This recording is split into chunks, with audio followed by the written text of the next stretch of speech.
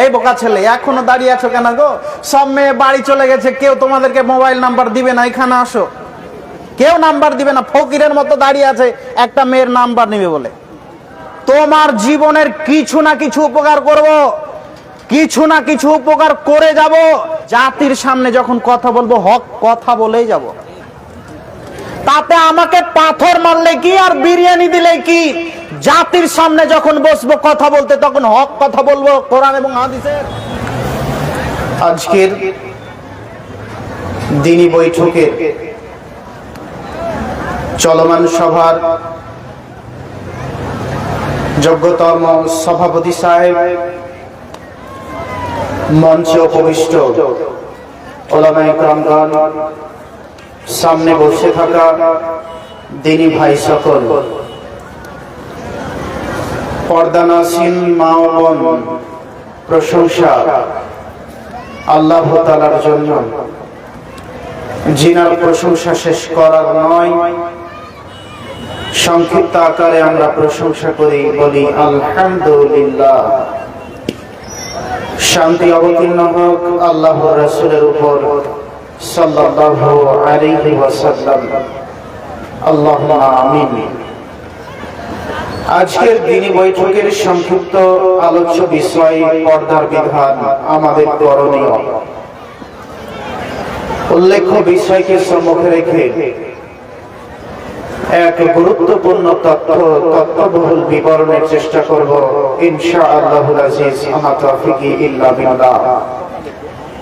আলোচনা শুরু করার পূর্বে আমি আপনাদেরকে গুটি কয়েক কথা বলে আলোচনা শুরু করব ইনশাআল্লাহ।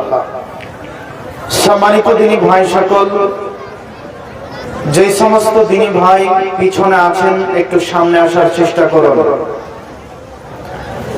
এটা দিনী বৈঠক, এটা ইসলামিক ধর্মসভা। যেহেতু এটা ইসলামিক ধর্মসভা, দিনী বৈঠক, এখানকার বৈশিষ্ট্য, আদর্শ, আখলাক, চরিত্র সবই থাকবে ইসলামিক, নাকি হিন্দুদের মতো থাকবে? কষ্ট লাগলেও এই কথাই সত্য যে আমাদের দিনী বৈঠকগুলো আর হিন্দুদের দুর্গা পুজোগুলো প্রায় একই রকম। আপনাদের এলাকায় যদি হিন্দু থাকে দেখবেন ওদের যখন দুর্গা পুজো হয়, কালী পুজো হয়, তখন দেখবেন এইরকম কিছু মানুষ দু চারজন ছড়িয়ে ছিটিয়ে আছে, আর ওই রকম কিছু দোকান আছে যেখানে নারী পুরুষ একাকার হয়ে আছে। আচ্ছা বলেন, ওখানকার মধ্যে আর এখানকার মধ্যে কোনো পার্থক্য আছে ভাই? পার্থক্য আছে? পার্থক্য নেই। অথচ মুসলমান আর মুশরিকদের মাঝে কেমন পার্থক্য থাকা উচিত? আসমান জমিন। মুসলমানের মেয়েরা কোনোদিন বেপর্দা হয়ে, নারী পুরুষ একাকার হয়ে ওইভাবে দাঁড়িয়ে থাকতে পারে না। ওইভাবে দাঁড়িয়ে থাকবে হিন্দুর মেয়ে, ওইভাবে দাঁড়িয়ে থাকবে খ্রিস্টানের মেয়ে, ওইভাবে দাঁড়িয়ে থাকবে ইহুদির মেয়ে। বলেন তো, ওরা কেউ কি ইহুদির মেয়ে? ওরা কেউ কি খ্রিস্টানের মেয়ে? ওরা কি কেউ খ্রিস্টানের ছেলে, ইহুদির ছেলে? কেউ ওরা ইহুদির ছেলে নয়, কেউ ওরা খ্রিস্টানের ছেলে নয়, কেউ ওরা ইহুদির মেয়ে নয়, কেউ ওরা খ্রিস্টানের মেয়ে নয়।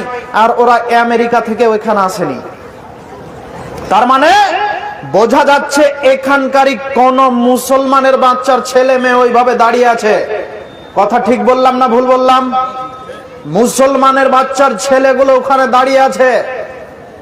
যারা মুসলিম বলে দাবি করছে তাদের ছেলে মেয়ে ওখানে ঢং ঢং করে নারী পুরুষ একাকার হয়ে কথা বলছে। এই কথা বলবে কেন? এই দায়ভার কে নিবে?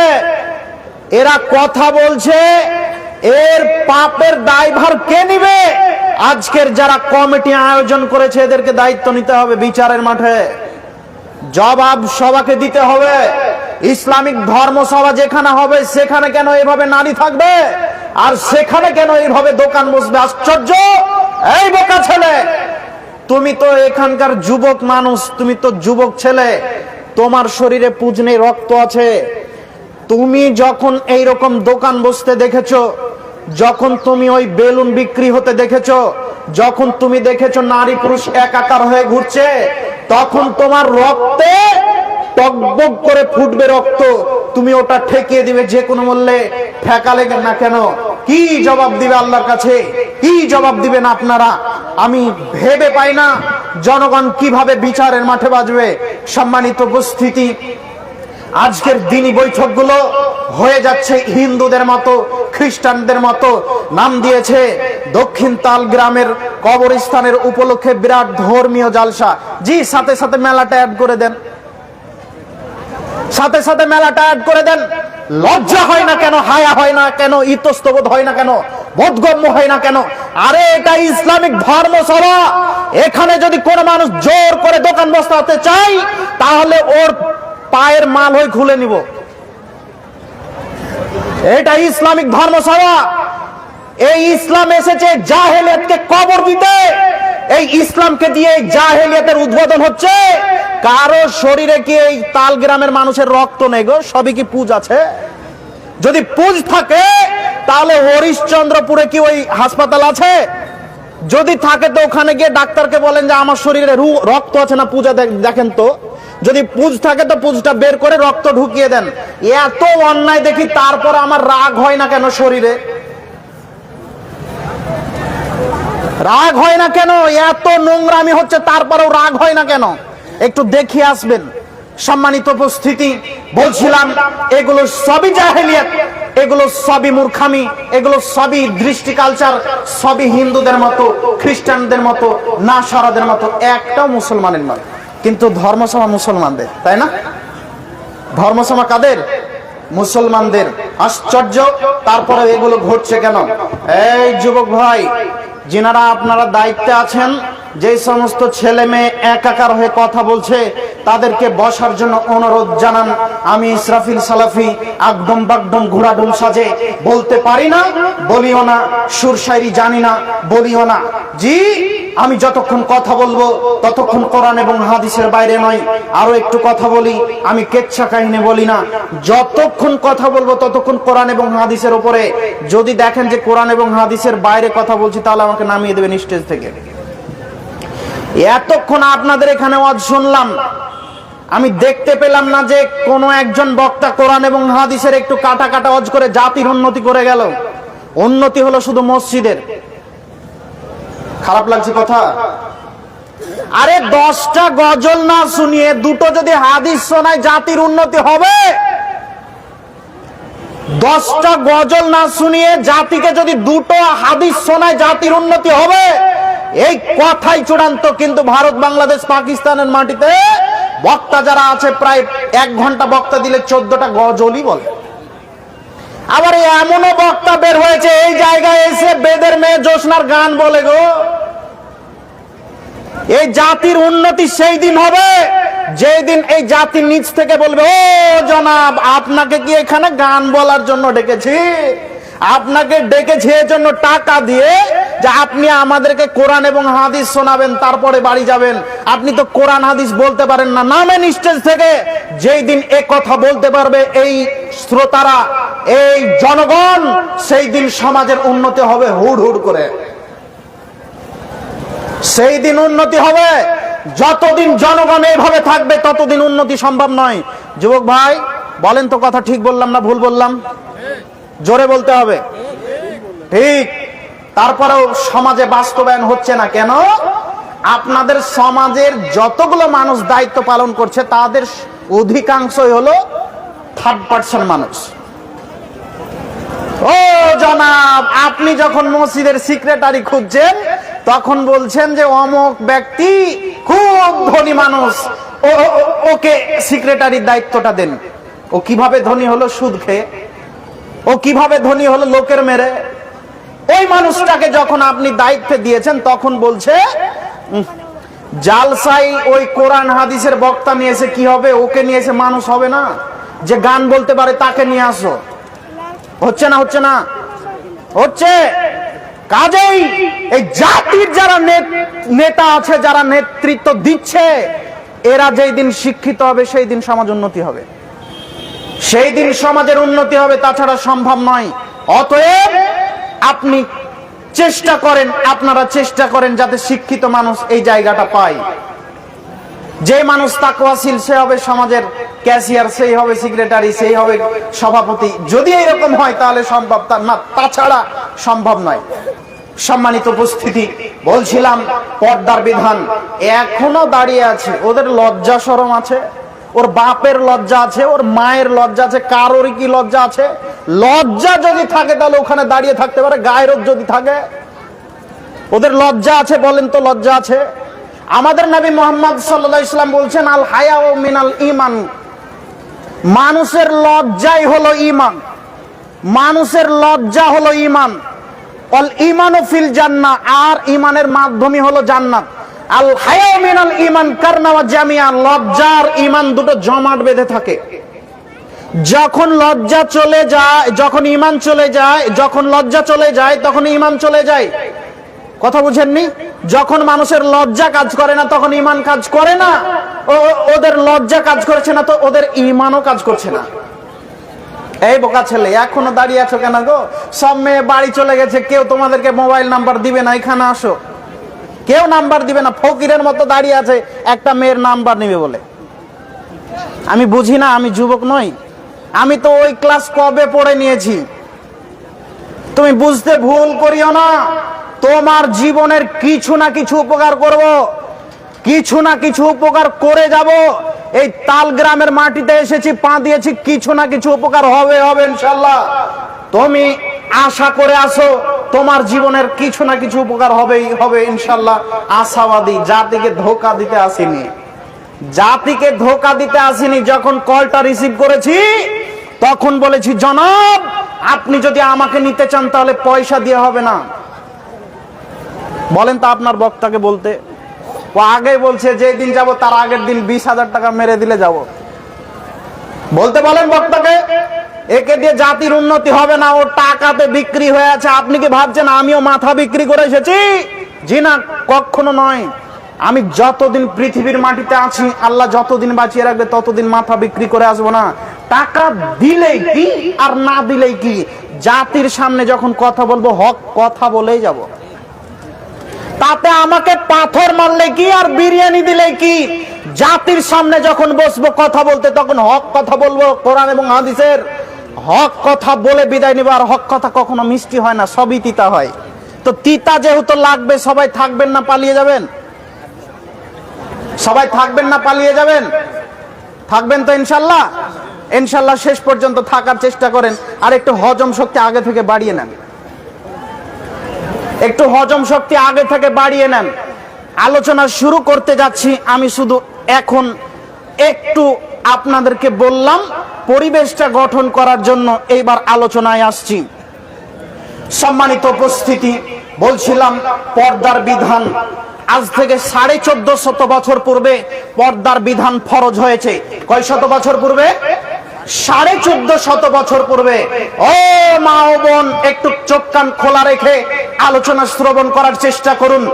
আপনার তো সব, আপনার ওই এই যে এখানে ফারাক্কার ব্যারেজ বন্ধ হবে, হয়ে যেতে পারে যতই বৃষ্টি হোক পানি হোক, কিন্তু মেয়েদের মুখ বন্ধ করা খুব মুশকিল। দেখবেন থামাবো, চলছে। সম্মানিত মা এবং একটু মুখটাকে বন্ধ করে আমার দিকে এক খেয়ালে চেয়ে থাকুন।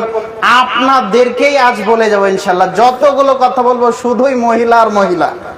আপনার জীবনের কিছু না কিছু উপকার হবে ইনশাল্লাহ, আশাবাদী। বলছিলাম পর্দার বিধান নাজিল হলো আজ থেকে 1450 বছর পূর্বে। কেন?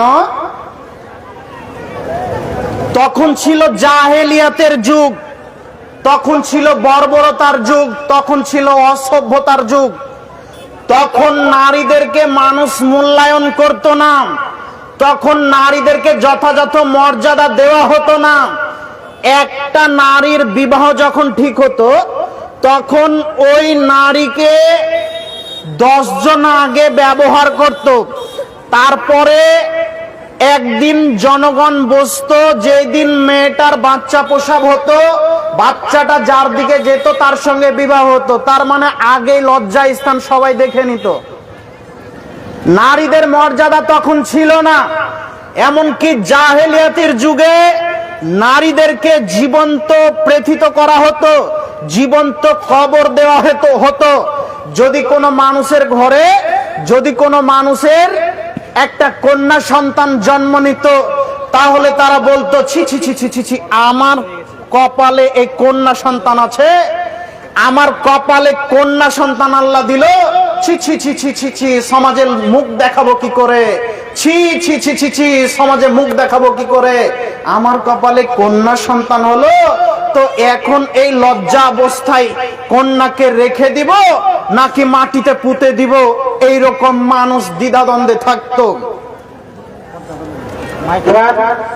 যেখানে আসছেন আপনি তাড়াতাড়ি আসুন, পর্দা বন্ধ হয়ে গেছে, মহিলাদের পর্দা বন্ধ হয়ে গেছে, আপনি তাড়াতাড়ি এখানে বসে ঠিক করার ব্যবস্থা করুন।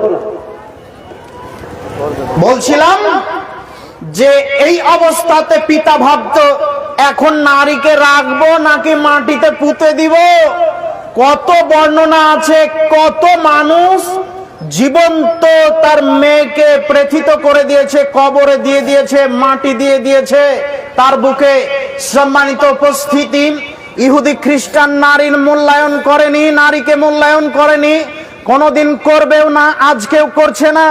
ইহুদি খ্রিস্টানদের নারীদের যখন হায়েজ হয় তখন তারা বলে ছি ছি ছি ছি, এই নারী পচে গেছে, এই নারী নষ্ট হয়ে গেছে, এই নারীকে এক খাটে রাখা যাবে না। এখন তার জন্য একটা ঘর নির্মাণ হয়েছে, ও ওখানে থাকবে 7-8 দিন, যেদিন পবিত্র হবে সেই দিন আসবে স্বামীর কাছে, তাছাড়া আসতে পাবে না। আচ্ছা বলেন, আপনাদেরকে বলতে চাচ্ছি, এইরকম ইসলামে কোনো বিধান আছে কি যে নারীদের ঋতু হলে, হায়েজ হলে আমরা বলেছি যে তোমরা অন্য ঘরে চলে যাও? বলিনি। কিন্তু বোকা নারীরা এখনো বুঝতে পারেনি যে ইসলাম তাদেরকে মর্যাদা দিয়েছে না দেয়নি। কথা ঠিক না বল? আজকে ওরা ইসলামিক যে বিধান, এই বিধানের উপরে আঙ্গুল তুলে না তুলে। যখন তাদেরকে পর্দা করতে বলি তখন তারা বলে আমি ওই কবরে আমি থাকতে পারবো না, বলে তো। আর যদি গ্রামে একজন পর্দা করে তো 4 জন মহিলা এসে বলবে বুবু তোমাকে কবরে ঢুকিয়ে দিয়েছে তোমার স্বামী, গরম লাগে না, এত মোটা কাপড় পরে থাকো। বলে কি বলে না? বলে, আঙ্গুল তুলে। সম্মানিত মা ও বোন, আপনার দৃষ্টি আকর্ষণ করে বলতে চাচ্ছি, আপনি মনে রাখুন কথা, ইহুদি খ্রিস্টান নারীকে মূল্যায়ন করেনি, আর কোনোদিন করবেও না। মুহাম্মদ সাল্লাল্লাহু আলাইহি সাল্লাম নারীকে মূল্যায়ন করেছে, মুহাম্মদ সাল্লাল্লাহু আলাইহি সাল্লাম নারীকে মর্যাদা দিয়েছেন, মুহাম্মদ সাল্লাল্লাহু আলাইহি সাল্লাম নারীকে মর্যাদা দিয়েছেন, ইসলাম নারীকে মর্যাদা দিয়েছে, আল্লাহ নারীকে মর্যাদা দিয়েছে। এত মর্যাদা দিয়েছেন, এত মর্যাদা দিয়েছেন, এত মর্যাদা দিয়েছেন, পৃথিবী আর পৃথিবীতে যা কিছু আছে তার চাইতেও দামি বলেছেন। একটু আপনাকে হাদিস শোনাই। আব্দুল্লাহ ইবনে আমর রাদিয়াল্লাহু তাআলা আনহু বলেন, রাসূল সাল্লাল্লাহু আলাইহি ওয়াসাল্লাম বলেছেন, আদ-দুনিয়া কুল্লাহা মাতা ওয়া খায়রু মাতা'i দুনিয়া আল মারাতুস সালিহা। পৃথিবীতে যা কিছু আছে, এই পৃথিবীতে যত সম্পদ আছে, এই যত সম্পদ আছে, এই যত সম্পদ আছে, এর চাইতেও এই পৃথিবী ভর্তি যত সম্পদ আছে এর চাইতেও বেশি দামি হলো সৎ চরিত্রবান নারী, একজন মহিলা। পৃথিবী আর পৃথিবীতে যা কিছু আছে সবচাইতে দামি একজন মহিলা, পৃথিবী আর পৃথিবীতে যা কিছু আছে তার চাইতেও দামি। এখন আপনাকে বলতে চাচ্ছি, এই দেখুন আমার হাতে 2টো চকলেট আছে, দাম কত ভাই? 1 টাকা করে, তাই না? এর উপরে একটা ক্যারি বা ঢাকনা দিয়েছি, কেন? একে যথাযথ মূল্যায়ন করছে, কোন রকম যেন নোংরা না লেগে যায়, কারণ এটা দামি জিনিস। আরো একটু আপনাকে বোঝাই, ধরে নেন এটা সোনা, তো এই সোনাটাকে কি করবেন আপনারা? লোককে দেখাতে নিয়ে যাবেন নাকি ঢাকার চেষ্টা করবেন? ঢাকার চেষ্টা করবেন এমন ভাবে যাতে জনগণ টেরি না পায় এতে কি আছে। কথা ঠিক না ভুল? টেরি না পায় এর মধ্যে কি আছে। এইবার আরো একটু বোঝাই, আপনাকে হঠাৎ কোন মানুষ 10 লক্ষ টাকা দিল, এই টাকা কি করবেন? আপনি কোন রকম ঢেকে ঢুকে নিয়ে আসার চেষ্টা করবেন জীবন বাজি রেখে। তারপরে আপনার স্ত্রীকে বলবেন, ও খালেদা শোনো, রহিমা শোনো শোনো শোনো, টাকা নিয়ে আসলাম। এরপরে বলবেন তুমি সুকেজ খোলো। সুকেজ বোঝেন কি? আলমারি খোলো। আলমারির পরে দেখবেন একটা ছোট ডয়ার আছে, ওই ডয়ারের মধ্যে আরো একটা ডয়ার আছে। এবার টাকা রেখেছে, টাকা রেখে প্রথম ডয়ারে তালা হলো, দ্বিতীয় ডয়ারের তালা হলো, তৃতীয় ডয়ারের তালা হলো। তারপরেও রাতে ঘুম হয় না, হয় না। তারপরেও রাতে ঘুম হয় না, কি জানি চোরে নিয়ে যায় নাকি ডাকাতে নিয়ে যায়, ঘুম আসে না। এইবার আপনাকে বলি, পৃথিবী আর পৃথিবীর যা সম্পদ আছে সবচাইতে হলো দামি নারী জাতি। তাহলে এই নারী জাতিকে আমরা কোথায় রাখবো? কোথায় রাখবো? পর্দার মধ্যে রাখবো যথাসম্ভব। যতটা সম্ভব তাকে পর্দার মধ্যে রাখার চেষ্টা করব। কেন? দামি জিনিস, কেন দামি জিনিস। ও নারী জাতি, তুমি তো জানোনি তুমি কি জিনিস। তুমি জিজ্ঞাসা করো একজন পুরুষকে, তুমি কি জিনিস? বলে না 7 সমুদ্র 13 নদী পার করে তোমার সাথে দেখা করবে, একবার শুধু বলো না আসো। এই যুবক, বলো না তুমি? হ্যাঁ, এই যারা যুবক ছিলেন বলেননি কোনদিন এরকম কথা বলে? কেন? পৃথিবীর দামি খাটে শুয়ে যত শান্তি হবে তার চাইতে বেশি শান্তি হয় স্ত্রীর পাশে শুয়ে। কথা বুঝেননি? স্ত্রীর পাশে শুয়ে। আমাদের নবী আদম আলাইহিস সালাম জাতি পিতা, আমাদের আদি পিতা, একজন নবী। তিনি যখন আল্লাহ তিনাকে যখন সৃষ্টি করলেন তখন মনটা আনছান আনছান করছে। আল্লাহ বুঝতে পারলেন যে একটু সঙ্গিনী লাগবে, তা আল্লাহ বাম পাজর থেকে মা হাওয়াকে দিলেন। তারপরে শান্ত হয়ে গেছেন। হয়েছেন কি হয়নি? হয়েছেন। কিন্তু এর একটা বিপদ আছে, কি জানেন? সব সময় বামে টানে। ভ্যান চালান কে? ও কোন দিকে টানে? একদিকে টানে না তো, একে একটু খুব শক্তভাবে ধরে চালাতে হয়, তাই না? আদম আলাইহিস সালামের স্ত্রী জান্নাতে আছেন, আদম আলাইহিস সালাম জান্নাতে আছেন। ভুল হয়েছিল কার কারণে? স্ত্রীর কারণে, তাই না? অতএব বলছিলাম আমি, যদিও এই কথা বলার আমার উদ্দেশ্য নয়, আমি বোঝাতে চাচ্ছিলাম নারী জাতি কত দামি, নারী জাতি কত দামি। একটা যুবককে আমি দেখতে চাই যে বলবে আমি একটা বেগানা নারীকে বিবাহ করবো। হাত তুলো যুবক, হাত তুলো দেখি। এইরকম পৃথিবীতে কোনো পুরুষ নেই যে বলবে যে আমি একজন বেগানা নারীকে বিবাহ করব। ও প্রেম করবে কিন্তু বিবাহ করবে না। তার মানে ওয়ান চান্স যে থালাগুলো হয়, একবার ভাত খেয়ে ফেলে দিলাম। কথা বুঝেননি? এইবার আরো একটু বোঝাই। এই চকলেটটা আমি ছিঁড়ে ফেললাম, ঘষা দিলাম, বা মাটিতে আরো একটু ঘষা দিলাম। এইবার দুজনকে ডাকছি, কে খাবে কোন চকলেটটা বলেন? এটা কেউ খাবে কি? খাবে না। কেন? কেন? কেন? এখানে মাটি লেগেছে আর এটা আছে সুরক্ষিত। যে নারী বেহায়াপনা অবলম্বন করেছে, যে নারী নিজেকে প্রদর্শন করে বেড়াচ্ছে, এই নারীকে শত পুরুষ দেখেছে, শত পুরুষ চক্ষু ঠান্ডা করেছে, শত পুরুষ তাকে দেখে জেনা করেছে, শত পুরুষ তাকে দেখে রাতে জেনা করেছে, দিনে জেনা করেছে।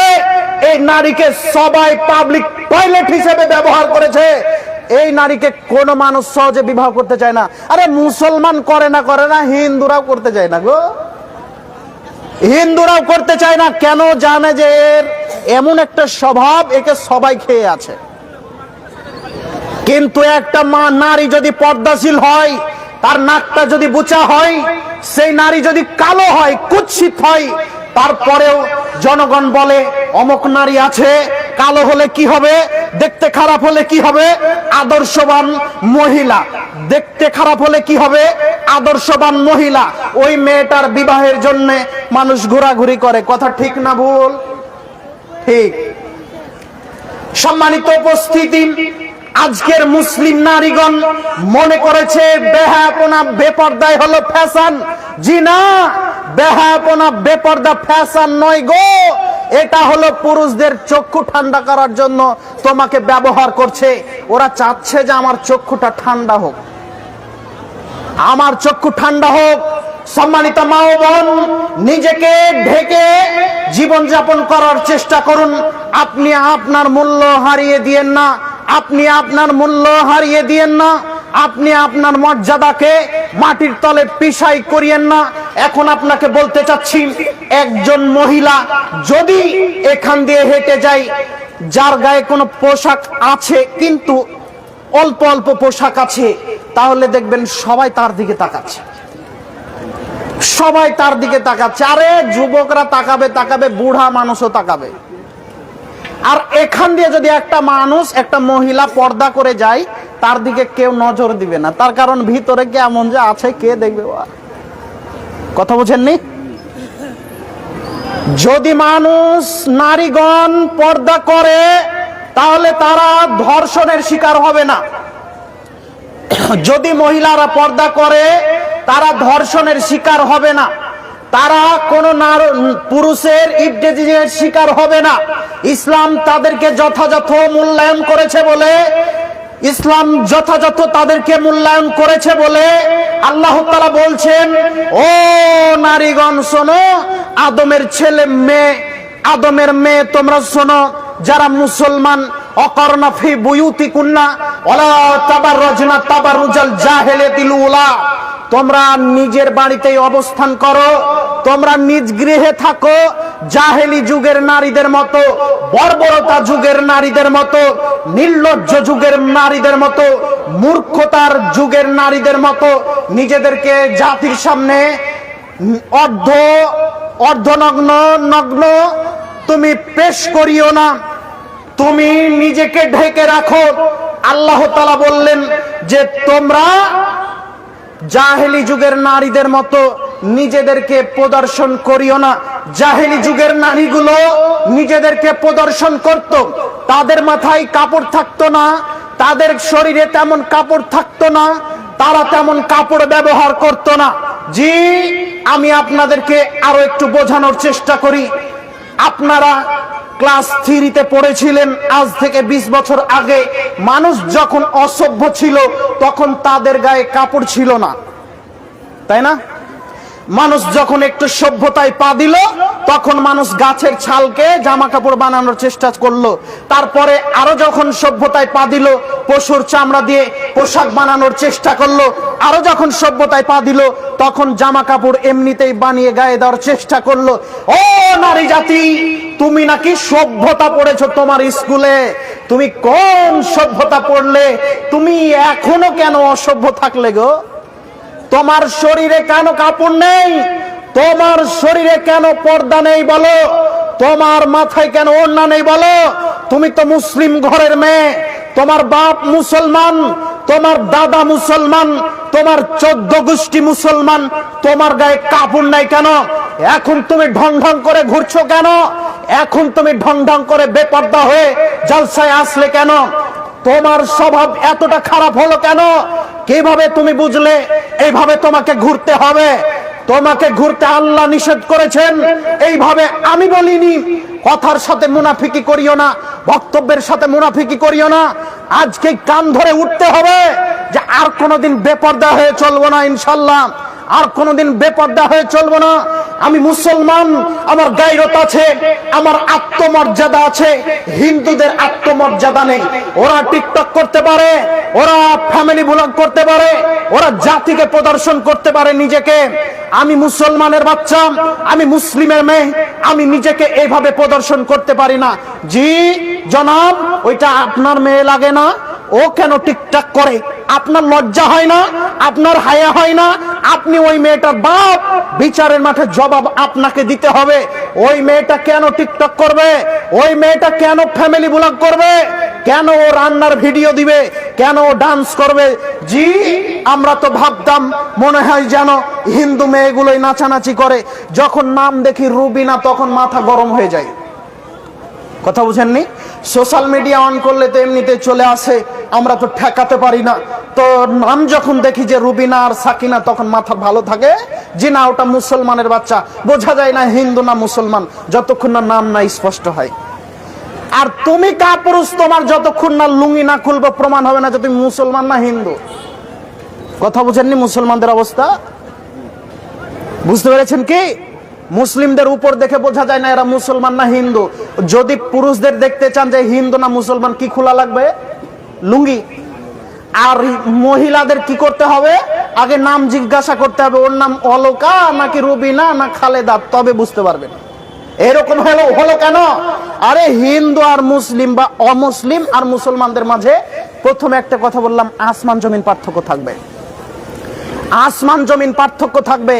সম্মানিত দিনী ভাই, আমি আপনাদেরকে বলতে চাচ্ছিলাম, নারীদের মূল্যায়ন ইসলাম করেছে। একটু দেখুন, নারীদেরকে মূল্যায়ন করেছে বলে ঢাকার চেষ্টা করেছে। এইবার আপনাকে বলি, যে মানুষ দামি জিনিসকে প্রকাশ্যে দেখিয়ে বেড়ায় তাকে পাগল বলেন না জ্ঞানী মানুষ বলেন? জোরে বলতে হবে, জ্ঞানী মানুষ বলেন না পাগল বলেন? পাগল বলেন না? তো যারা তার স্ত্রীদেরকে নতুন বিবাহ করার পরে শ্বশুর বাড়ি থেকে নতুন আটিয়ার বাইক নেওয়ার পরে পিছনে চাপিয়ে জনগণকে দেখিয়ে বেড়াচ্ছে, এই ছেলেটা শিক্ষিত না অশিক্ষিত? বলেন অশিক্ষিত। আরে অশিক্ষিত বলেই তো দেখাচ্ছে। মোহর দিয়ে বিবাহ করলাম আমি, টাকা খরচ করে বিবাহ করলাম আমি, আরে শুনো লিপস্টিক আইলানা উইলানা সব কিনে দিলাম আমি, সুন্দরী করে সাজালাম আমি, তারপরে বাইকের পিছনে চড়িয়ে নিলাম আমি, দেখলাম না জনগণ দেখলো। বলেন এই মানুষটা কি মানুষ না মানুষ? অমানুষ। এই মানুষটা হলো অশিক্ষিত। ও যুবক, তোমার বউকে ফ্রি করে দিলে কেন গো জনগণের কাছে? একটু লজ্জা নিয়ে আসো। মোহর দিয়ে বিবাহ করেছো তুমি দেখো তোমার জিনিস, তুমি তৃপ্তি নাও।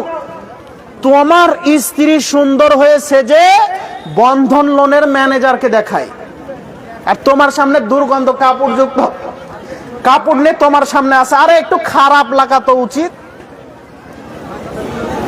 ওই নারীটা তোমার শান্তি তৃপ্তির জায়গা। দেখো 1 মিনিট দেখুন মুরব্বী সাহেব, দেখুন 1 মিনিট।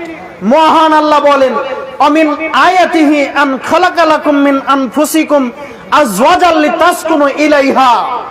আল্লাহ তাআলা বলেন, আল্লাহর নিদর্শনের মধ্যে এটি একটি নিদর্শন যে আল্লাহ তোমাদের মধ্য থেকে নারী জাতিকে সৃষ্টি করলেন যাতে তোমরা ওর কাছে শান্তি পাও, তৃপ্তি পাও, যাতে করে তুমি ওর কাছে গিয়ে শান্তি পাও, তৃপ্তি পাও।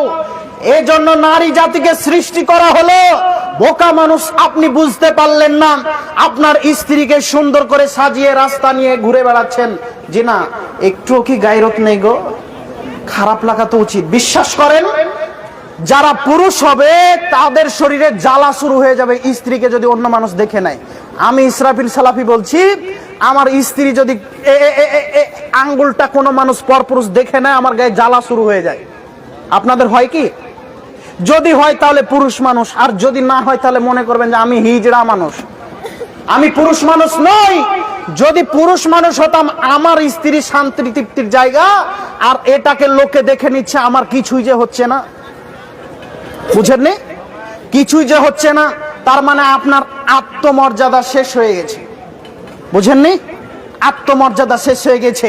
সম্মানিত দিনী ভাই, মহান আল্লাহ বলেন, ইয়া আইয়ুহান নবী, হে নবী মুহাম্মদ সাল্লাল্লাহু আলাইহি ওয়াসাল্লাম, কুল্লি আজওয়াজিকা ওয়া বানাতিকা ওয়া নিসাইল মুমিনিন ইউদনিনা আলাইহিন্না মিন জালাবিবিহিন্না।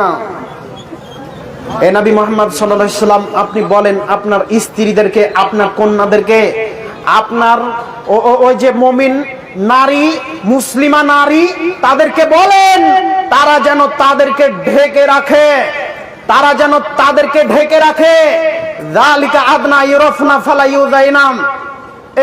এতে তাদেরকে চেনা সহজতর হয়ে যাবে, ফলে তাদেরকে উত্ত্যক্ত করা হবে না। জি, কিভাবে চেনা সহজতর হয়ে যাবে আমি আপনাকে বোঝাই একটু। ওই জাহেলি যুগের নারীগুলো পর্দা করতো না, নিজেদেরকে প্রদর্শন করে বেড়াতো, নিজেদেরকে দেখিয়ে বেড়াতো। তো আল্লাহ বললেন যে এরা পর্দা করুক, জনগণ বুঝতে পারবে যে এটা মুসলমানের মেয়ে, তাই না? তো এখন বলেন, আপনার মেয়ে আর ওই হিন্দুর গৌতম গুপ্তর মেয়ে যদি দুইজনকে পাশাপাশি দাঁড়িয়ে দেওয়া যায় তাহলে মানুষ বুঝতে পারবে কি যে কোনটা হিন্দু আর কোনটা মুসলমান? বুঝতে পারবে না। সম্মানিত দিনী ভাই, আমি আপনাকে কি দিয়ে বোঝাই একটু আমার দিকে লক্ষ্য করুন। আজকের আলোচনা সংক্ষিপ্ত করার চেষ্টা করব, যেহেতু ঠান্ডার রাত, মানুষ অধৈর্য হয়ে যাবে। আলোচনা খুব সংক্ষেপে বোঝানোর চেষ্টা করব। আমাদের দায়িত্ব রয়েছে, আমাদের কর্তব্য রয়েছে, মেয়েগুলোকে পর্দা করাতে হবে, মহিলাদেরকে পর্দা করাতে হবে, স্ত্রীকে পর্দার কথা বলতে হবে, মাকে পর্দার কথা বলতে হবে। স্ত্রী পর্দা করবে না মানে, মেয়ে পর্দা করবে না মানে করতে বাধ্য। আমি ইনকাম করে তাকে খাওয়াই, আমি তার ইনকাম খাই না। জি, আপনাদেরকে প্রশ্ন করতে চাই, আপনারা কি স্ত্রীর ইনকাম খান? খান না? তাহলে আপনাদের কথা স্ত্রীরা শুনবে নাকি ওই পুরুষের বাচ্চাদের মতো স্ত্রীর ইনকাম খেয়ে তার কথা আপনারা শুনেন? জি না, তা নয়। তাহলে আপনার কথা শুনবে, আপনার কথা শুনে চলতে বাধ্য। আপনার স্ত্রী যখন বেহায়াপনা অর্জন করে, বেহায়াপনার সাথে রাস্তায় উঠলো, তখন আপনি বলতে পারলেন না দাঁত ভেঙে দেবো, বেহায়া বেহায়া নির্লজ্জ, তুমি কেন এইভাবে যাবে রাস্তায়? বলতে পারলেন না? বললেন না। যে জবাব কে দিবে? জবাব আপনাকে দিতে হবে। ওই মেয়েটা ঢং ঢং করে রাস্তায় চলে গেল বেপর্দা হয়ে। আপনি বাপ, আপনি বাড়িতে থাকলেন, আপনি বাপ, আপনি বাড়িতে থাকলেন, আর আপনার সামনে দিয়ে আপনার মেয়েটা স্কিন টাইট গেঞ্জি পরে, লেগিংস পরে, যেটা পরলে রান উরু দেখা যায়, বোঝা যায়, যেটা পরলে তার শরীর বোঝা যায় উঁচু নিচু, এইভাবে ওই মেয়েটা কলেজে চলে গেল। আপনি কাপুরুষ বাপ, আপনি বলতে পারলেন না, আপনি অযোগ্য পিতা, আপনি বলতে পারলেন না রহিমা তুমি মুসলমানের মেয়ে গো, তুমি আমার মেয়ে পর্দা করে কলেজে যাও। যদি বলে মেয়ে পর্দা করে কলেজে যাব না, তাহলে বলতে হবে মেরে তোমার পিঠের চামড়া বেদামি করে দেবো, বেয়াদব, তোমাকে পর্দা করে যেতে হবে, তুমি মুসলমানের বাচ্চা, তুমি এভাবে যেতে পারো না। যদি বলতে পারেন তাহলে জান্নাতে যাওয়ার সুযোগ আছে, আর যদি বলতে না পারেন তাহলে জান্নাতে যাওয়ার সুযোগ নেই। একটু আপনাকে দেখাই। আম্মার ইবনে ইয়াসির রাদিয়াল্লাহু তাআলা আনহু বলেন, রাসূল সাল্লাল্লাহু আলাইহি ওয়াসাল্লাম বলেছেন, সালাসাতুন লা ইয়াদখুলুনাল জান্নাতা আবাদান, তিন শ্রেণীর মানুষ কখনো জান্নাতে যাবে না। তিন শ্রেণীর মানুষ কখনো জান্নাতে যাবে না। তার এক শ্রেণীর হলো আদ-দায়ুস, যে মানুষ হলো দায়ুস। দায়ুসকে, যার মেয়েটাই এখন বেহায়া হয়ে, এখন বেপর্দা হয়ে রাস্তায় ঘুরছে, এই মানুষটা দায়ুস। জনাব, আপনি মেয়েকে রাস্তাঘাটে ঘুরতে দিলেন, আর এখানে ওয়াজ শুনলেন, বাড়িতে তাহাজ্জুদ পড়লেন, আর জান্নাত হয়ে যাবে? বল হিসাব, এই হিসাবকে কবর দিতে হবে। আপনি এই হিসাব করে জান্নাত পাবেন না, এই কথাই ঠিক। কাবার গ্লাভ ধরে জান্নাত হবে না, এই কথাই ঠিক। যতক্ষণ পর্যন্ত নিজের নামটাকে দায়ুসের খাতা থেকে উঠাচ্ছেন, ততক্ষণ পর্যন্ত জান্নাত সম্ভব নয়, ততক্ষণ পর্যন্ত জান্নাতে যেতে পারবেন না। মেয়েকে যদি ঠেকাতে পারেন তবেই জান্নাত হবে, মেয়ের হাতে যদি পর্দা তুলে দিতে পারেন তবেই জান্নাত হবে, তাছাড়া সম্ভব নয়। আপনি দায়ুসের খাতায় রয়েছেন, আপনি দায়ুসের খাতায় রয়েছেন। কথা তিতা লাগলেও কিছু করার নেই। আমার কথা এটাই, মুহাম্মদ সাল্লাল্লাহু আলাইহি সাল্লাম বলেছেন দায়ুস জান্নাতে যাবে না। এই কথা আমি বলিনি, এই কথা হলো মুহাম্মদ সাল্লাল্লাহু আলাইহি সাল্লামের। আমি অনুবাদক, আরবিতে ছিল, বাংলা করে বললাম। কথা বোঝেননি? আরবিতে ছিল, বাংলা করে বললাম। দুই, আর রিজলাতু মিনান নিসা, যেই মহিলা পুরুষদের জামা কাপড়, জুতা, স্যান্ডেল, প্যান্ট পরে, এই জান্নাতে যাবে না। পুরুষদের মতো চুল কাটে, এই জান্নাতে যাবে না। আরে মুসলিমদের মেয়েগুলো আজকে জিন্স প্যান্ট পরছে গো, দেখেছেন কি? ও যুবকদের জুতা পরছে গো, পুরুষদের জুতা পরছে। মুসলমানের মেয়েরা এগুলো করছে, এই নারীরা জান্নাতে যাবে না। পুরুষদের যারা বেশ ধারণ করে রাস্তায় চলাফেরা করে, এরা জান্নাতে যাবে না। এই কথা মুহাম্মদ সাল্লাল্লাহু আলাইহি ওয়াসাল্লাম বলেন। তিন, অমুদমিনুল খামর, যারা নিয়মিত নেশাদার দ্রব্য খাই পান করে। ও চাচা, আপনার কি হবে? পকেটে তো এখনই বিড়ি আছে, বোঝেননি? পকেটে তো এখনই খৈনি আছে, এখনই তো গুল আছে। 350 জর্দান দিয়ে পান বানিয়ে নিয়ে এসেছেন, জালসা শুনে যাবেন, তখন খাবেন আর যাবেন। কি হবে আপনার? আপনি তো জান্নাতে যেতে পারবেন না। অতএব আজকেই এই খৈনি গুটকা আর জর্দা যা কিছু আছে গুল সবগুলোকে লাথি মেরে গুড়িয়ে দিতে হবে, তবেই জাহান্নাম থেকে বাঁচার সুযোগ হবে। সম্মানিত দিনী ভাই এবং বোন, বলছিলাম জাহান্নামে যাবে তিনজন মানুষ। তার একজন মানুষ হলো যার মেয়েটা ল্যাংটা হয়ে অর্ধ উলঙ্গ হয়ে রাস্তায় চলছে। দুই, যেই মেয়েটা পুরুষের বেশ ধারণ করে চলছে। তিন, যেই মানুষ জর্দা খৈনি গুটকা খাচ্ছে, এই মানুষ জান্নাতে যাবে না। জি, আপনি বলবেন আমরা শুধু একাই খাই, হুজুরেরাও খাই। হুজুরও যাবে না। কোন মায়ের বেটা যদি থাকে যে প্রমাণ করবে জর্দা খৈনি গুটকা আর ওই গুল জায়েজ, তাহলে জাতির সামনে বক্তব্য দিব না। এমন কোন মায়ের বেটা আমার সামনে দাঁড়িয়ে বলতে পারে না কেন? ওপেন চ্যালেঞ্জ থাকে, তারপরে বলে না কেন? বলছে না কেন? ওর বিদ্যাকে কবর দিতে এসেছি, মনে রাখবেন। জাতিকে ধ্বংস করে জান্নাত কেনার চেষ্টা করিয়েন না। ও হুজুর সাহেব, আপনি খেলেই কি জায়েজ হয়ে যাবে? যেটা হারাম সেটা হারামই থাকবে, পৃথিবীর সব মানুষ খেলেও। কথা ঠিক না ভুল গো? কথা ঠিক না? পৃথিবীর সব মানুষ যদি জেনা করে তো জেনা কি হালাল হয়ে যাবে নাকি? হালাল হয়ে যাবে না। পেট পূজারি আলেম আছে। আমাদের নবী মুহাম্মদ সাল্লাল্লাহু আলাইহি ওয়াসাল্লাম আজ থেকে 1450 বছর পূর্বে বলছেন, আমার জীবনে বড় ভয় যে এক শ্রেণীর আলেম থাকবে যারা পেটের পূজা করবে, যারা নিজের পকেটের পূজা করবে, তারা পেট পূরণ করার জন্য, পকেট পূরণ করার জন্য জাতিকে হক কথা বলবে না। আপনি কি মনে করছেন আমিও সেটা? জি না, আমি সেটা নই। অতএব সম্মানিত দিনী ভাই, আপনি একটু লক্ষ্য করুন। আব্দুল ইবনে উমর রাদিয়াল্লাহু তাআলা আনহু বলেন, রাসূল সাল্লাল্লাহু আলাইহি ওয়াসাল্লাম বলেছেন, সালাসাতুন কাদ হারামাল্লাহু আলাইহিমুল জান্নাহ, তিন শ্রেণীর মানুষের জন্য জান্নাত হারাম। কয় শ্রেণীর মানুষ? মুখ খোলেন, কয় শ্রেণীর মানুষ? তিন শ্রেণীর মানুষের জন্য জান্নাত হারাম, ওরা জান্নাতে যাবে না। তিন শ্রেণীর মানুষের জন্য জান্নাত হারাম, ওরা জান্নাতে যাবে না। এক, মুদমিনুল খাম, যে মানুষ নিয়মিত নেশাদার দ্রব্য খাই পান করে, এই জান্নাতে যাবে না। দুই, ওই মানুষ জান্নাতে যাবে না যে মানুষ পিতামাতার অবাধ্য চলে। যে যুবক পিতামাতার অবাধ্য চলে, ওই মানুষ জান্নাতে যাবে না। যে মানুষ পিতামাতার অবাধ্য চলে, ওই মানুষ জান্নাতে যাবে না। ও বোকা ছেলে, একটু শোনো, তোমাকে বোঝাই। তোমার বাপ বলল, ও বেটা, তুমি ওই বেগানা নারীর সাথে নাকি প্রেম করেছো, তুমি তাকে বিবাহ করতে চাচ্ছ। শোনো বেটা, ও খারাপ মহিলা, ও নোংরা মহিলা, তুমি তাকে বিবাহ করিও না। আমি তোমার জন্য ভালো একটা বিবাহ দেখছি, তাকে বিবাহ করো, জীবন সুখময় হবে। তখন তুমি বলেছো, না, আমি আপনার কথা শুনতে রাজি নই, আমি ওকেই বিবাহ করব। তুমি কোর্টে গিয়ে বিবাহ করেছো, তোমার জন্য জান্নাত হবে না, তুমি মনে রেখো।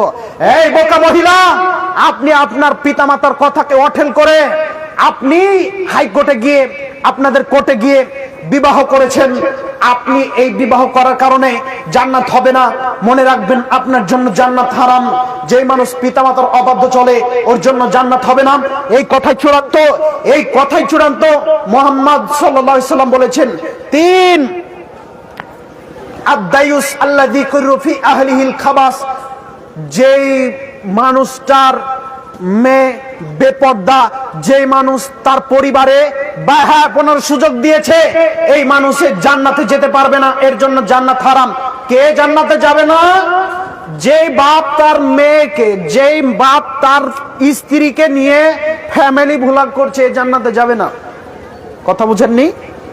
ও মোবাইল ধরে বলছে এটা আমার স্ত্রী, দেখো দেখো রান্না করছে।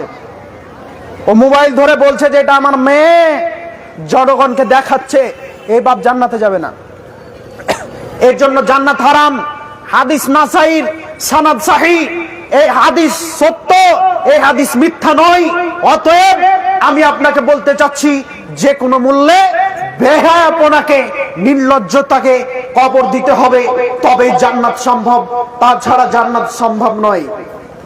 সম্মানিত দিনী ভাই এবং বোন, বলতে চাচ্ছিলাম পর্দার ব্যাপারে, পর্দা করতে হবে, এই কথাই চূড়ান্ত। পর্দা করে জীবন যাপন করবে মহিলারা, এই কথাই চূড়ান্ত যারা মুসলমান বলে দাবি করে। যারা কি বলে দাবি করে? মুসলমান বলে দাবি করে। যদি নারীরা পর্দা না করে তাহলে জাহান্নামে যাবে। আমাদের নবী মুহাম্মদ সাল্লাল্লাহু আলাইহি ওয়াসাল্লাম তিনি বলেছেন জাহান্নামে যাবে, অতএব যাবে। আব্দুল্লাহ ইবনে আব্বাস রাদিয়াল্লাহু তাআলা আনহু বলেন, রাসূলুল্লাহ সাল্লাল্লাহু আলাইহি সাল্লামের যুগে আমরা সালাত আদায় করলাম সূর্যগ্রহণের, তো আল্লাহর নবী কিছু অংশ সামনে গিয়ে আবার পিছনে আসলেন। আমরা জিজ্ঞাসা করলাম, আল্লাহর নবী আপনি সামনে গেলেন আবার পিছনে চলে আসলেন, ঘটনা কি? আল্লাহর নবী একটু বলেন তো ঘটনা কি? তখন আমাদের নবী মুহাম্মদ সাল্লাল্লাহু আলাইহি সাল্লাম বলছেন, ও সঙ্গী সাথী শোনো, যখন আমি সামনে গেলাম তখন আমি জান্নাত দেখলাম, জান্নাতে একটা ফলের গোছা আছে, তো গোছাটাকে আমি নেওয়ার চেষ্টা করলাম। যদি ওই ফলের গোছাটা আমি নিতাম তাহলে পৃথিবী থাকা পর্যন্ত তোমরা খাতে শেষ হতে না। পৃথিবী থাকা পর্যন্ত ওই ফলের গোছা মানুষ খেয়ে ফুরাতে পারতো না। আমি যদি ওই ফলের গোছাটা নিয়ে নিতাম তাহলে পৃথিবী থাকাকালীন মানুষ খেত ফুরাতে না। সুবহানাল্লাহি ওয়া বিহামদিহি। এরপরে রাসূল সাল্লাল্লাহু আলাইহি সাল্লাম বললেন, আমি পিছনে চলে আসলাম, আমি অতঃপর দেখলাম জাহান্নাম, আমি অতঃপর দেখলাম জাহান্নাম। ফারাইতু আকসারা আহলিহান নিসা, আমি ওই জাহান্নামে দেখলাম অধিকাংশই অধিবাসী নারী, অধিকাংশই অধিবাসী নারী। জাহান্নামের অধিকাংশই অধিবাসী হলো নারী। আমি দেখে আশ্চর্য হয়ে গেলাম, এইরকম দৃশ্য আমি আর কোনোদিন দেখিনি, এইরকম দৃশ্য আমি আর কোনোদিন দেখিনি। আমি আশ্চর্য হয়ে গেলাম, জাহান্নামে শুধু নারী আর নারী, নারী আর নারী। আশ্চর্য হয়ে গেলেন। সাহাবীগণ বললেন, আল্লাহর নবী তারা কেন জাহান্নামে, জাহান্নামে তারা কেন? তখন আল্লাহ নবী বললেন, বিকুফরিহিন্না, তারা কুফর করে, নাশুকরি করে, অস্বীকার করে। তো আল্লাহ নবীকে আবার বললেন, আল্লাহ নবী ইয়াকফুরুনা বিল্লাহ, তারা কি আল্লাহর সাথে নাফরমানি করে? তখন আল্লাহ নবী বললেন, না, তারা আল্লাহর সাথে নাফরমানি করে না, তারা নাফরমানি করে তার স্বামীর সাথে। এই মেয়ে শোনেন, এখনো গল্প করছেন কেন? লজ্জা হয় না কেন আপনার? এখন আপনি ওভাবে গল্প করছেন কেন? একটু খেয়াল করেন, আপনার কথাই বলছি। যে নারী স্বামীর শুকরিয়া আদায় করে না ও কোথায় আছে? আল্লাহ নবী কি বললেন? কোথায় আছে ও? জাহান্নামে। স্বামীর মুখের উপরে যে কথা বলে, স্বামীর শুকরিয়া আদায় করে না যে, স্বামীর কৃতজ্ঞতা প্রকাশ করে না যে, ও জাহান্নামে আছে। এই কথা মুহাম্মদ সাল্লাল্লাহু আলাইহি সাল্লাম বলেন। ওই মানুষ জাহান্নামে যাবে, এই কথা মুহাম্মদ সাল্লাল্লাহু আলাইহি ওয়াসাল্লাম বলেন। যার কারণে আমি আপনাকে বলতে যাচ্ছি, সম্মানিতা মা ও বোন, জিন্দেগিতে কোনোদিন স্বামীর বিরুদ্ধে কথা বলিয়েন না, জিন্দেগিতে কোনোদিন স্বামীর বিরুদ্ধে কথা বলেন না। আপনার স্বভাবই তো খারাপ। আপনার স্বামী যখন একটু কাপড় নিয়ে এসে দিয়েছে, আপনার পছন্দ হয়নি, তখন আপনি বলছেন, চোখ নয় দেখতে পাই না, কেমন কাপড় নিয়ে এসে দিচ্ছে, এই যে মোটা, আমাকে দোকান নিয়ে চলুক, আমি কাপড় চিনিয়ে দিচ্ছি। হয় না? হয় না? চাচাদের হবে না, যুবকদের হয়। যুবকদের বেশি হয়, চাচাদের দুটো একটা হতে পারে, যুবকদের বেশি হয়। তার কারণ ওর বাপ দোকান নিয়ে গিয়ে মাল কিনে দিয়েছে, মানে ওইভাবে অভ্যস্ত আছে। আর ওর দুলা ভাই তো আছে, ওর দুলা ভাই নিয়ে গিয়ে দোকান থেকে একবারে যত দামেরই হোক কিনে দিয়েছে। এখন এই ছেলে ওই মেয়েকে বিবাহ করেছে, তো ওর জীবনে কি আর শান্তি হবে? ও তো দুলা ভাইয়ের কোলে বসেছে, দুলা ভাই জেনার তালে কত কি বলেছে, কত কি দিয়েছে। এ তো সাংসারিক জীবন, সাংসারিক জীবন হলো কষ্টের জীবন। নুন আনতে পান্তা ফুরাই, জি এই জায়গায় এসে ও নাশুকরি হয়ে যাবে। কাজেই আমি যুবক ভাইদেরকে বলবো, এইরকম নারী বিবাহ করিয়েন না, ইনশাল্লাহ বিবাহ করিয়েন না, নাহলে সংসারে আগুন লেগে যাবে। আমার একজন বন্ধু এইরকম একটা নারীকে বিবাহ করেছে, তো ওর বাপ ওর দুলাভাই বা ইত্যাদি 5,000 6,000 টাকা দামের কাপড় দিয়েছে। এখন মৌলভী সাহেব মানুষ 6,000 টাকা মাইনে পায়, কাপড়ই যদি 5,000 টাকার লাগে তাহলে আর খাবে কি বলেন? এইবার আমাকে ফোন করে বলছে, ইসরাফিল তুমি ভালো করেছো, আরে তোমার বিবাহ হয়েছে এমন ঘরে, তোমার স্ত্রী ধার্মিক, ওর বাপের কিছু না থাকলে কি হবে? আর মাইনেই পাচ্ছি 6,000, কাপড়ে লাগবে ওর 5,000, কি করব বুঝে উঠতে পারছি না। এখন বউ রেখে চলে গেছে সৌদি। কথা বুঝেননি? সম্মানিত দিনী ভাই, অতএব চেষ্টা করতে হবে এমন মহিলাকে বিবাহ করার, যে মহিলা অল্পতেই সন্তুষ্ট থাকবে, যেই মহিলা ওই পুরুষের কোলে বসেছে, তার মানে ওর দুলা ভাইয়ের কোলে বসেছে, ও সন্তুষ্ট থাকতে পারবে না। আর মা বাপ সাবধানে থাকবেন, দুলাভাইয়ের হাতে আপনার মেয়েদেরকে তুলে দিয়েন না, তাহলে দেখবেন যে কোনো মূল্যে জেনা হয়ে যাবে, কেউ ঠেকাতে পারবে না। অতএব সাবধান থাকুন। বলছিলাম স্বামীর যে কোনো মূল্যে শুকরিয়া আদায় করুন। এইবার আপনাকে বলি, রাসূল সাল্লাল্লাহু আলাইহি ওয়াসাল্লাম বললেন, যারা স্বামীর শুকরিয়া আদায় করে না তারা জাহান্নামে আছে। তারা কোথায় আছে? কোথায় আছে বললাম? জাহান্নামে। যারা স্বামীর শুকরিয়া আদায় করবে না ওরা জাহান্নামে যাবে। যারা স্বামীর শুকরিয়া আদায় করবে না ওরা জাহান্নামে যাবে। তাহলে জাহান্নাম থেকে বাঁচবে কিভাবে, তাই না? জাহান্নাম থেকে বাঁচারও তো একটু উপায় বলতে হবে। সম্মানিত মা ও বোন, আমাদের নবী মুহাম্মদ সাল্লাল্লাহু আলাইহি সাল্লাম বললেন, আত্তালাতু ফিল জান্নাহ, আমি জান্নাত দেখলাম, ফারাইতু আকসার আহলিহাল ফুকারা, জান্নাতে অধিকাংশ অধিবাসী হলো না, জান্নাতের অধিকাংশ অধিবাসী হলো গরিব মানুষ, অভাবী মানুষ। আত্তালাতু ফিন্নার, আমি জাহান্নাম দেখলাম, ফারাইতু আকসার আহলিহান নিসা, অধিকাংশ অধিবাসী হলো জাহান্নামে নারী আর নারী। একদিন আল্লাহর নবী খুতবা প্রদান করলেন ঈদগাহের ময়দানে। আল্লাহর নবী মহিলাদেরকে বললেন, ও মহিলাগণ, আমি দেখলাম তোমরা জাহান্নামে বেশি, অতএব তোমরা দান সদকা করে জাহান্নাম থেকে বাঁচো। অতএব তোমরা দান সদকা করে জাহান্নাম থেকে বাঁচো। অতএব তোমরা দান সদকা করে জাহান্নাম থেকে বাঁচো। সম্মানিত মা ও বোন, বেশি বেশি দান সদকা করার চেষ্টা করুন।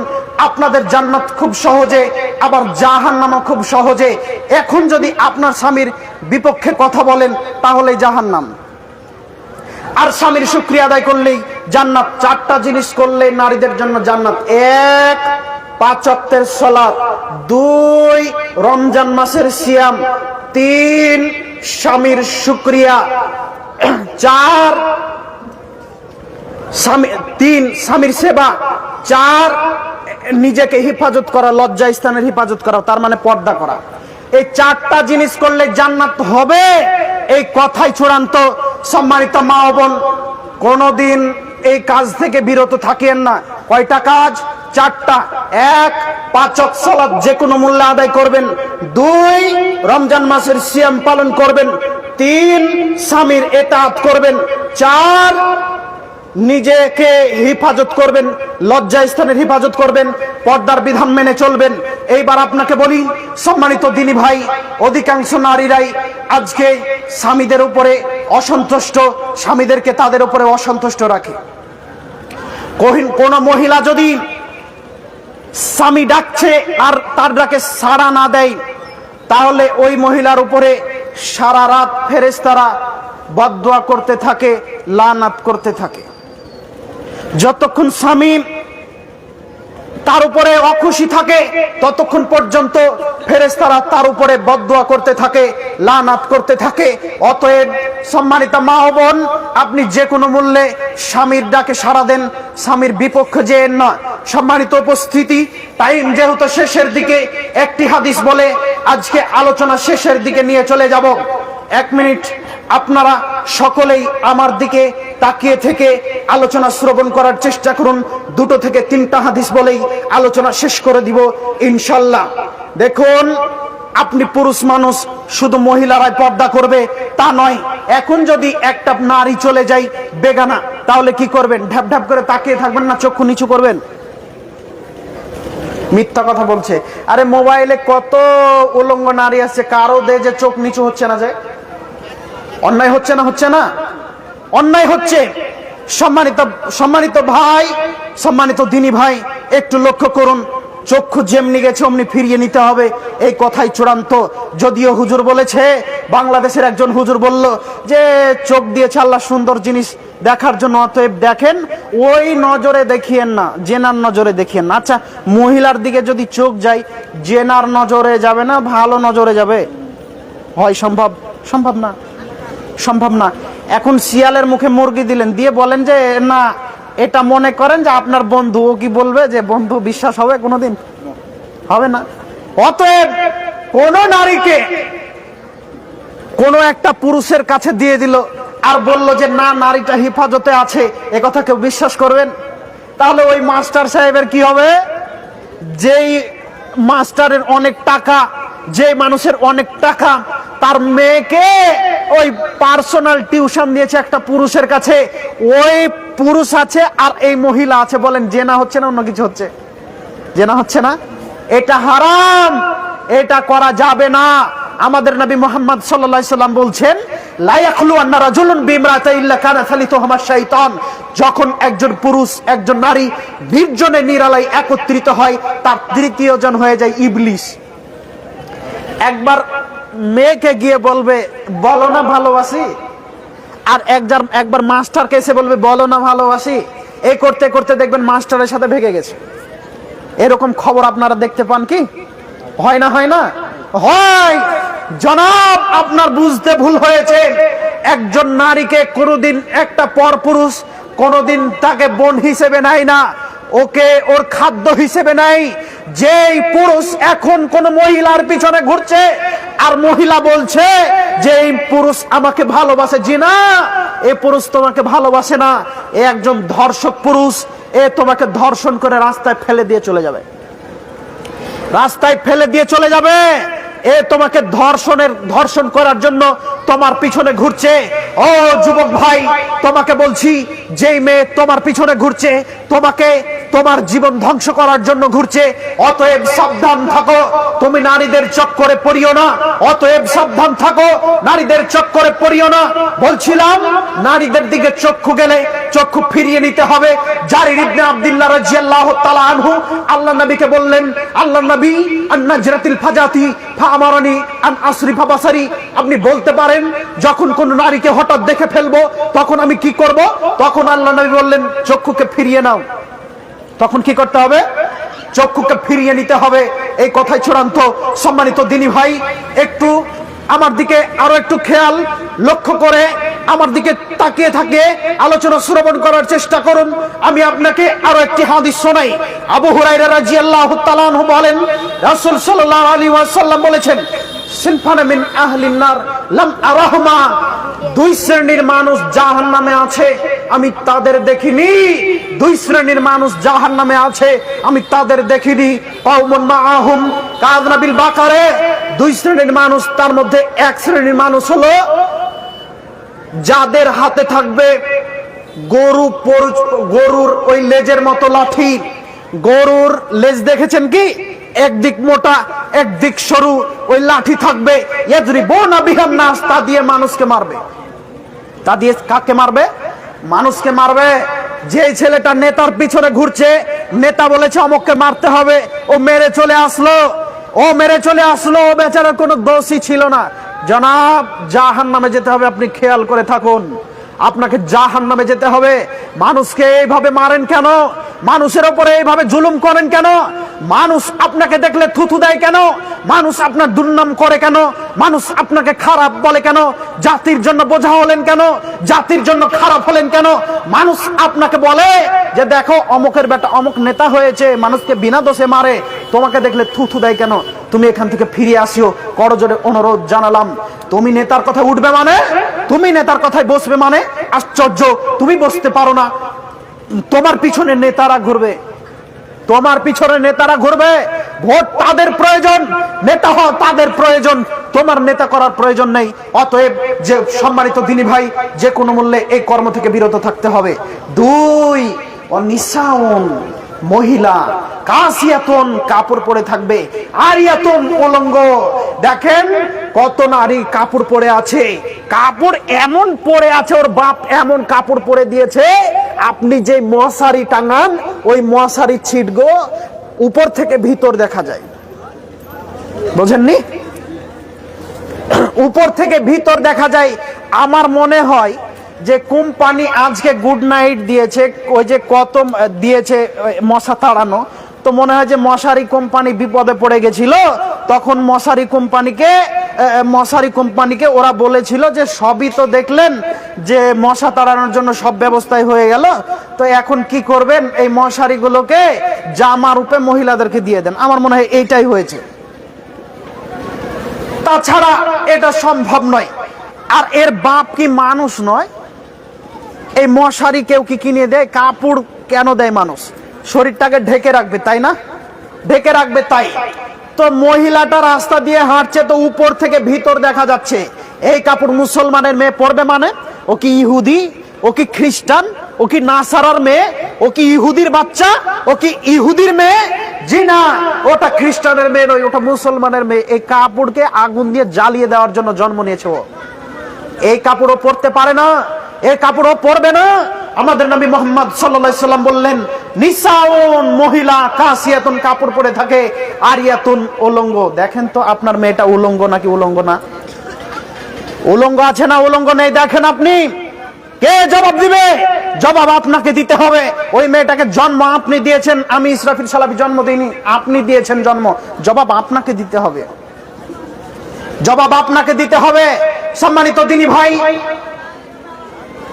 মাইলাতুন, মুমিলাতুন, আমাইলাতুন, ওই মহিলারা পুরুষদের দিকে আকৃষ্ট হবে, পুরুষদেরকে আকৃষ্ট করবে। রুসুহুন্না কাসনিমাতিল বুকতিল মাইলা, তাদের মাথা হবে ওই যে উঁচু কুচ বিশিষ্ট যেই সব উট, ওই উটের নেই। লা ইয়াদখুলনাল জান্নাহ, ওরা জান্নাতে যাবে না। ওয়ালা ইয়াজিদনা রিহাহা, জান্নাতে যাবে না, জান্নাতের সুগন্ধিও পাবে না। ওয়া ইন্না রিহাহা লা ইউজাদু বাসিরাতিন কাদা ওয়া কাদা, যদিও জাহান্নামের সুগন্ধি দূর হতে বহু দূর পর্যন্ত পাওয়া যায়। বলেন কোন মেয়ে জান্নাতের সুগন্ধ পাবে না? যে মেয়ে উলঙ্গ হয়ে রাস্তায় চলছে। সম্মানিতা মা ও বোন, উলঙ্গতা ছাড়ুন, ইসলামিক আদর্শ মেনে জীবন যাপন করার চেষ্টা করুন। সম্মানিত দিনী ভাই, মেয়েকে যে কোনো মূল্যে এই কাজ থেকে বিরত রাখুন। সম্মানিত উপস্থিতি, আমি আপনাদেরকে করজোরে অনুরোধ করে বলে যাচ্ছি, যে কোনো মূল্যে মেয়েদের হাতে পর্দা তুলে দেওয়ার চেষ্টা করুন। আজকের আলোচনার শেষ হাদিস, সম্মানিত দিনী ভাই একটু লক্ষ্য করুন। আনাস রাদিয়াল্লাহু তাআলা আনহু বলেন, রাসূল সাল্লাল্লাহু আলাইহি ওয়াসাল্লাম বলেছেন, আনাস রাদিয়াল্লাহু তাআলা আনহু বলেন, রাসূল সাল্লাল্লাহু আলাইহি ওয়াসাল্লামকে বলতে শুনেছি, ইন্না মিন আশরাতিশ সাআ, কিয়ামতের পূর্বালক্ষণ সমূহ, আইয়ুরফাল ইলম, বিদ্যা উঠে যাবে, ওয়া ইকতুরাল জাহাল, জাহেলিয়াত বর্ষণ হবে। জি, আপনি বলবেন আজ থেকে 20 বছর আগে আমার বাপ পড়তে জানতো না, আমি আজকে বিএ পড়ে বিএড করে আছি, ডিএড করে আছি, আমি বেশি শিক্ষিত মানুষ। ও বোকা মানুষ, আপনি যদি শিক্ষিত হবেন, অশিক্ষিত কে? বলেন, আপনার বাপকে যখন দোকানদার একটু ছিঁড়া কোনো প্যান্ট বা জামা দিয়েছে, তো তখন আপনার বাপ ঘুরিয়ে দিয়ে এসেছে, আর আপনার কাছে দোকানদার বেশি দাম দিয়ে ছিঁড়া প্যান্ট বিক্রি করছে, আপনি বুঝতে পারছেন না এটা খারাপ জিনিস। বলেন অশিক্ষিত কে? বলেন শিক্ষিত কে? আরো একটু আপনাকে বোঝানোর চেষ্টা করি, আপনি বোঝার চেষ্টা করেন। সম্মানিত দিনী ভাই, আজকে থেকে যারা 10 বছর আগে, 20 বছর আগে 8 পাস করেছে, তাদেরকে একটা কাগজ ধরিয়ে দিয়ে বলবেন, আমরা ওই থানাতে একটা এফআইআর করব বা মিসিং ডায়েরি করব, তো একটু নোটিশটা লিখে দেন তো, একটু লিখে দেন তো। তখন গটগট করে লিখে দিবে। কিন্তু যে ছেলেটা বিয়ে পড়ছে, ওকে যদি লিখতে দেন, পারবে না। ডিগ্রিতে যদিও সামনে গেছে, শিক্ষার দিক দিয়ে অনেক পিছিয়ে আছে। আমি আপনাকে কি দিয়ে বোঝাই? আরো একটু বোঝাই। আপনার বাপ 8 পর্যন্ত পড়ার পরে আল্লাহকে চিনেছে, আপনি বিএড করার পরে আল্লাহকে চিনতে পারেননি। মাস্টার ডিগ্রি পাস করার পরে আপনি আল্লাহকে চিনতে পারেননি। আপনার মাস্টার ডিগ্রি পাস করার পরে, আরে গরিবরা পোষে গরু গো, আর ও মাস্টার ডিগ্রি পাস করে কুকুর পোষে। বলেন এ শিক্ষিত? আমি বলে যাচ্ছি এ অশিক্ষিত, এ শিক্ষিত নয়। তা না হলে বলছে যে সন্তান নিয়ে কি হবে, ওর স্ত্রীকে বলছে চলো ওই দোকানে কুকুর বিক্রি হচ্ছে, কুকুর নিয়ে আসি। বুঝেননি? এই মানুষ শিক্ষিত? বলেন কি আপনি? বলেন কি আপনি? এ মানুষ শিক্ষিত নয়, এ মানুষ অশিক্ষিত, এই মানুষ বর্বর, এই মানুষ অশিক্ষিত, এই মানুষ অযোগ্য। আরে লেখা শিখার নাম শিক্ষা নয়, পড়ার নাম শিক্ষা নয়, শিক্ষাকে সঠিক জায়গায় ব্যবহার করার নামই শিক্ষা। কথা বুঝেননি? একটা মাস্টার ডিগ্রি পাস করেছে একটা ছেলে, সকালবেলায় গরু চড়াতে যাচ্ছে, ওকে কেউ কি শিক্ষিত বলবে? বলবে কি? ও বলবে যে আরে শিক্ষা অর্জন করে করলো কি, ও তো গরু চড়াতে যাচ্ছে, ওর মর্যাদা কি? শিক্ষা জাতির সামনে কাজে লাগাতে হবে, জাতির মাঝে কাজে লাগাতে হবে, তবেই শিক্ষিত মানুষ। কত হেডমাস্টার দেখবেন যারা অশিক্ষিত, যাদের হাতে আপনার ছেলে মেয়ে আছে, তারা ছেলে মেয়েদেরকে টিফিন দিয়ে ঘরে বসে বসে সিগারেট টানে। কথা বুঝেননি? এদেরকে শিক্ষিত মানুষ মনে করেন?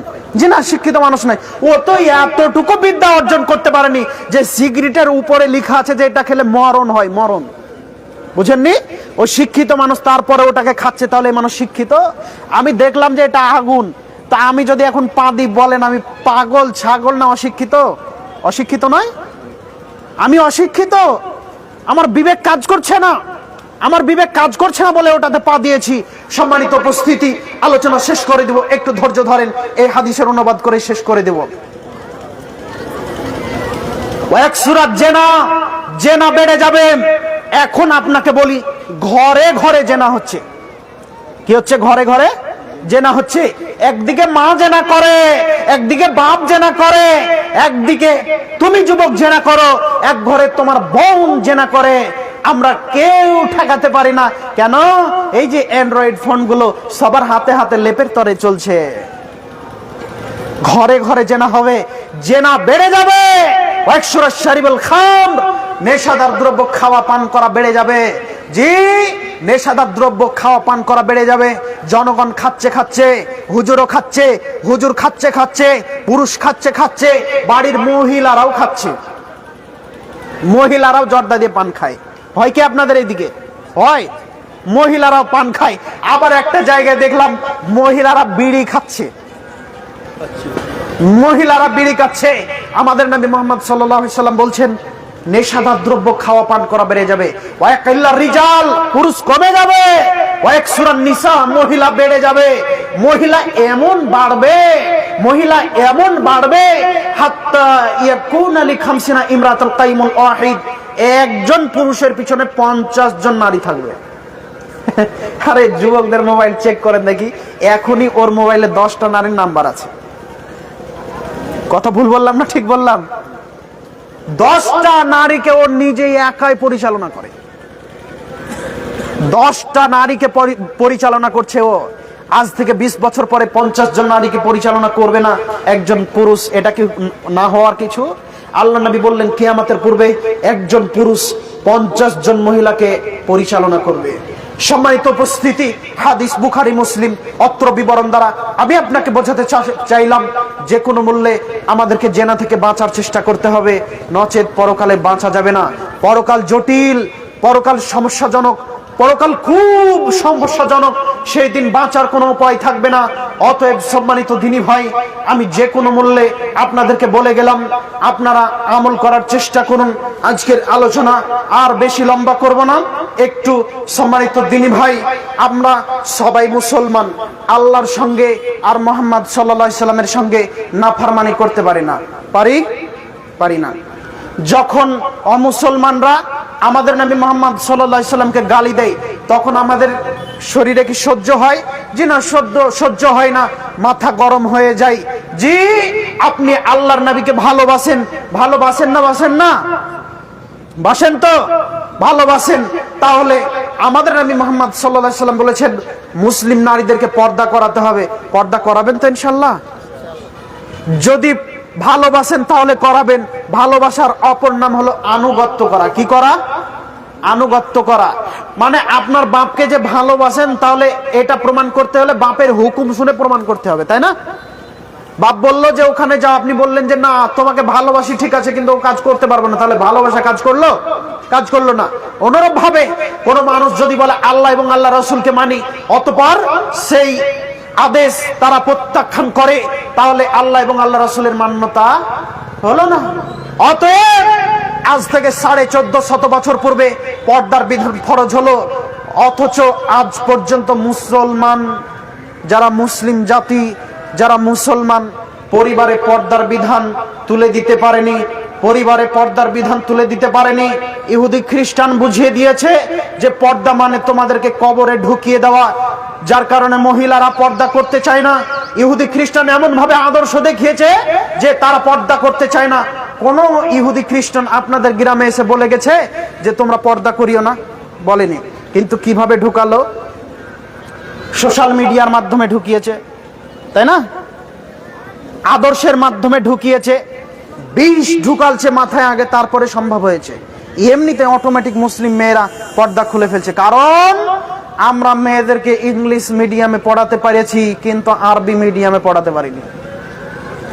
কথা খুব মনোযোগ দিয়ে শ্রবণ করার চেষ্টা করুন, শোনার চেষ্টা করুন। ইংলিশ মিডিয়ামে 3000 টাকা খরচ করেছি, আর আরবি মিডিয়ামে 200 টাকা খরচ করতে পারিনি। ইংলিশ মিডিয়াম মানে ইহুদি খ্রিস্টান গো, ইহুদি খ্রিস্টানের নীতিমালা আছে, ওই নীতিমালা দিয়ে আপনার মেয়েকে কবে ওদের দলে করে নিয়েছে আপনি টের পাননি। আপনি যদি আরবি মিডিয়ামে থাকতেন তাহলে এই কাজ হতো না, হতো না। অতএব সম্মানিত দিদি ভাই, আরবি শিক্ষা হলো ফারজাইন, মেয়েদেরকে আরবি শিক্ষা দেন। আপনাকে বলতে হবে না পর্দার বিধানের কথা, ও নিজে পর্দা করবে। কথা বুঝেননি? আমি ওষুধ খাবো, ওষুধ সম্পর্কে যদি কিছু না জানি ওষুধ খাবো কি? খাবো না। যখন দেখবো যে ওষুধটা আমার সুস্থতা নিয়ে আসবে তখন আমি খাবো না? খাবো। তো এখন যারা মানুষ আছে, মহিলারা আছে, ও জানে না যে পর্দাতে কি আছে, এদেরকে বোঝাতে হবে, তবেই তো সম্ভব। এখন যদি বলেন যে পর্দা করতে হবে, সম্ভব নয়। ওদেরকে বোঝাতে হবে যে পর্দার কি দাম, পর্দার কি মর্যাদা, পর্দার কি দাম, পর্দার কি মর্যাদা, তবেই তারা পর্দা করবে, তাছাড়া সম্ভব নয়। অতএব ছেলে মেয়েকে আরবি শিক্ষায় শিক্ষিত করেন, এই দাবি রেখেই আজকের আলোচনা শেষ করলাম। আল্লাহ তাআলা আমাদের সকলকে মাফ করুন। আল্লাহ, তুমি বড় দয়াবান, তুমি বড় ক্ষমাবান, তুমি বড় দয়াবান, তুমি আমাদের সকলকে মাফ করো। আল্লাহ, তুমি মুসলিম নারীদেরকে পর্দার বিধান মেনে জীবন যাপন করার তৌফিক দান করো। আল্লাহুম্মা আমিন। আল্লাহ, তুমি আমাদের দোষ ত্রুটি মাফ করো। আল্লাহুম্মা আমিন। আল্লাহ, তুমি আমাদের সকলকে মাফ করে দাও। অজান্তে ভুল করেছি, তুমি ক্ষমাবান, তুমি দয়াবান, তুমি মেহেরবান, তুমি আদম সন্তানকে ক্ষমা করবে, তুমি ক্ষমা করবে। আশাবাদী আমরা, তোমার কাছে ক্ষমা ভিক্ষা চাই, তুমি আমাদেরকে ক্ষমা করো। আজকে যারা উপস্থিত হয়েছি, তুমি সকলকেই কবুল করো। আল্লাহুম্মা আমিন। সকলে আমার জন্য দোয়া করবেন। আজকের মাজলিস ভাঙার দোয়া পড়ে সকলে যাবেন ইনশাআল্লাহ। আপনাদের সভাপতি সাহেব আছেন, উনি দোয়া পড়বেন ইনশাআল্লাহ। আমি এখান থেকে আলোচনা শেষ করলাম। আমা আলাইনা ইল্লাল বালাগ ওয়া আখির দাওয়ানা আলহামদুলিল্লাহি রাব্বিল আলামিন।